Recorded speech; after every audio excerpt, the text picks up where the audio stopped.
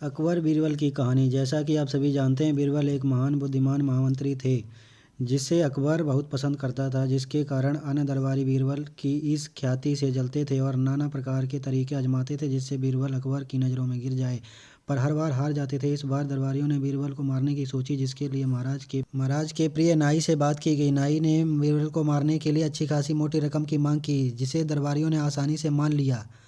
मौका पाते ही नाई ने अपना दांव खेला और अकबर से कहा कि अकबर को उनके पिता हुमायूं के लिए कुछ विशेष करना चाहिए। इस बात अकबर ने अत्यंत दुखी स्वर में कहा, तुम्हारी बात तो सही है, पर मेरे पिता का स्वर्गवास हो गया है, अब क्या कर सकता हूँ जिससे उन्हें प्रसन्नता मिले।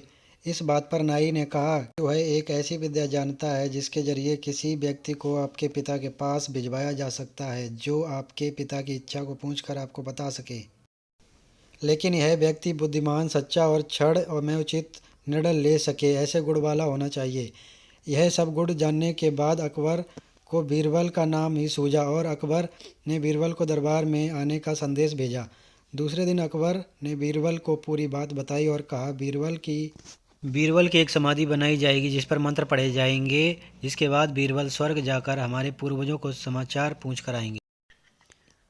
तब बीरबल ने पूछा, इस उत्तम कार्य का सुझाव किसने दिया महाराज? अकबर ने बड़े गर्व से नाई का नाम लिया। बीरबल ने पूछा, क्या तुम तैयार हो? अकबर ने बीरबल से पूछा, क्या तुम तैयार हो?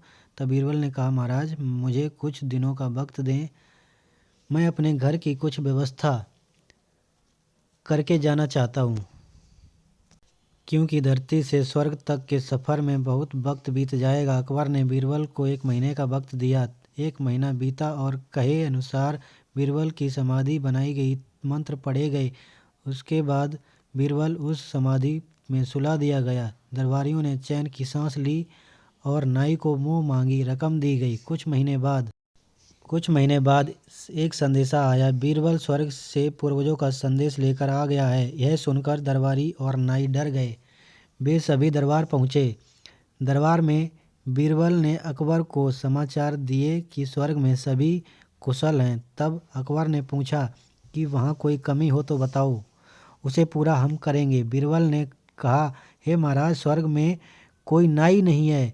देखिए, मेरे भी बाल एवं दाढ़ी काफ़ी बढ़ गए हैं, अतः हमें एक नाई भेजना चाहिए। तभी उसी नाई को भेजने का फैसला लिया गया।